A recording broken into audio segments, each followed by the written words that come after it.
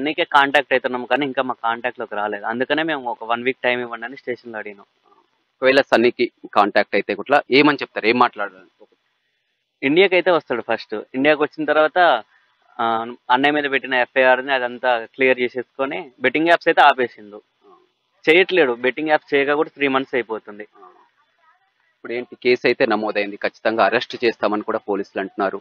మీరేంటి న్యాయస్థానాన్ని ఆశ్రయిస్తారా, ఏం చేయబోతున్నారు? లీగల్గా ఎలా ఉంటే అంతే, మేము కూడా లీగల్గానే ఫాలో అవుతాం. ఏమనుకుంటున్నావు ఈ న్యూస్ మీకు ఎప్పుడైతే తెలిసిన కాడి నుంచి కూడా ఏమనిపిస్తుంది? ఎందుకంటే నిన్నమన్నటి వరకు కూడా ఒక పెద్ద ఫాలోయింగ్ మొత్తం కూడా గ్రామంలో కానీ జిల్లాలో కానీ ఒక చిన్న స్థాయి నుంచి కూడా అంత పెద్ద ఇంటర్నేషనల్ బైక్ రైడర్ గా వెళ్ళినటువంటి పరిస్థితి. కానీ ఈ బెట్టింగ్ యాప్స్ లో మొత్తం కూడా ఎప్పుడైతే కేసు నమోదు కావడం జరిగిందో అప్పటి నుంచి పోలీసులు అని మొత్తం మీడియా అని మొత్తం కూడా భయ్యా శ్రీనివాస్ యాదవ్ మెడికల్ షాప్ దగ్గర కానీ గ్రామానికి రావడం ఏమనిపిస్తుంది? అందరూ అన్వేష్ వర్షనే వింటున్నారు కానీ మరి మా వర్షన్ కూడా వినాలి. అతను ఇండియాకి రావట్లేదు. అతను ఎందుకు రావట్లేదు? అతని మీద కూడా ఎఫ్ఐఆర్ ఉంది. 5 years నుంచి ఇండియాకి రావట్లేదు. ఏనంటే ట్యాక్స్ కడుతున్నా. ట్యాక్స్ కడితే సరిపోదు కదా, ఇండియాకి ఎందుకు రావట్లేదు అని ఆయన ఎందుకు క్వశ్చన్ చేయట్లేదు అందరూ? ఆయనను కూడా ఒకసారి క్వశ్చన్ చేయాలి. ఇండియాకి ఎందుకు రావట్లేదు? ఫ్యామిలీని దొంగచాటుగా వేరే కంట్రీలో ఎందుకు కలవాలి? ఇందాక మీ నాన్న కూడా ఒక క్వశ్చన్ చెప్పాడు, ఇదంతా కూడా ఒక కుట్ర దాగుంది.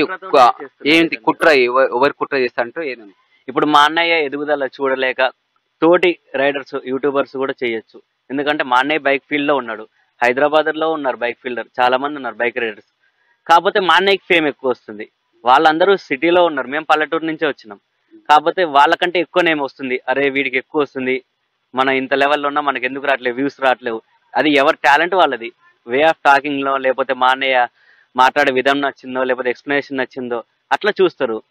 దానికి వీళ్ళందరూ బైక్ రైడర్స్ వాళ్ళందరూ యూట్యూబర్స్ అందరూ ఒకటై ఇట్లా టార్గెట్ చేసినట్టు అనిపిస్తుంది. మళ్ళీ ఇమ్రాన్ అన్న మీద కూడా ఒకటి పెట్టిర్రు, 20 కోట్ల స్కామ్ అన్నాడు. వాడు అక్కడ ఎక్కడో ఉన్నోడికి ఇమ్రాన్ అన్న 20 కోట్ల స్కామ్ చేసిందని వీడికి ఎట్లా తెలుసు? వీడు మనుషుల్ని పెట్టిండా? మీ అన్నది 30 కోట్ల స్కామ్ అనేది. అదే మా అన్నది 30 కోట్ల స్కామ్ అన్నాడు, అన్నది 20 అన్నాడు. మరి ఇంకా రేపు 10 అంటాడు ఇంకెవరినన్నా. వాడు చెప్పిన వర్షన్ అంతా ఓకే అంటున్నారు. మరి వాడు చెప్పింది కరెక్టా కాదా అని అదొకటి ఎంక్వైరీ కమిషన్ వేసి చూడాలి. వాడి నోటికి ఏది వస్తే అది చెప్తుండు, వాడు ఇంత చేసిండు అంత చేసిండు అని.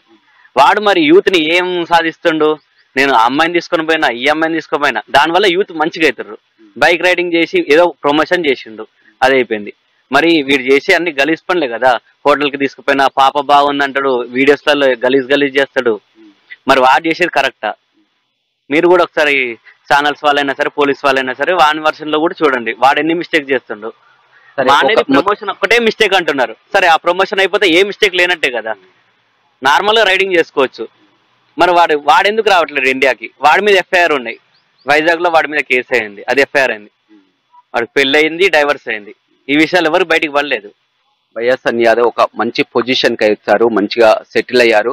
కానీ మీరు చూస్తుంటే ఎందుకంటే మొత్తం కూడా ఆ మెడికల్ షాప్ తో అమ్మా నాన్న, మీరు మొబైల్ షాప్ తో, కానీ ఆ డబ్బులన్నీ కూడా మరి మీకు ఏదైనా వద్దని కానీ మీరు కూడా సంతోషంగా ఉండాలని ఎప్పుడు అన్న మీకు చెప్పాలి? మమ్మల్ని ఎప్పుడు అట్లా ఏం ఇబ్బంది పెట్టడు. ఎందుకు ఆయన సంపాదిస్తున్నారు కదా, ఎందుకు మీకు ఇంత బాధ? నీకు మొబైల్ షాప్ ఏంది, ఇదేంది అన్ని కూడా నేను